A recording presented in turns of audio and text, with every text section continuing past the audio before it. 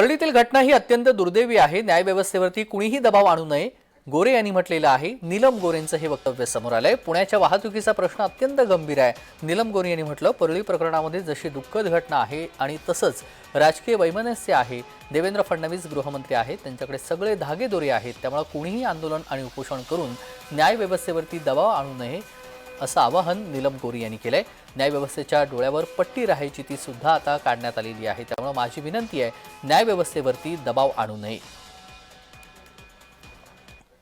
सिग्नलची व्यवस्था पुणे शहरामध्ये स्मार्ट सिटीच्या कडून पुणे पोलिसांकडे सोपवण्यात यावी हा प्रस्ताव अजूनही विचाराधीन आहे। बरेच वर्षापासून हा प्रयत्न चाललेला आहे। तर तो प्रस्ताव सन्माननीय देवेंद्रजी फडणवीस मुख्यमंत्री आणि उपमुख्यमंत्री एकनाथजी शिंदे आणि उपमुख्यमंत्री अजितदादा पवार यांच्याकडे मी पाठपुरावा करतो असं श्री योगेश कदम गृहराज्यमंत्री यांनी सांगितलं।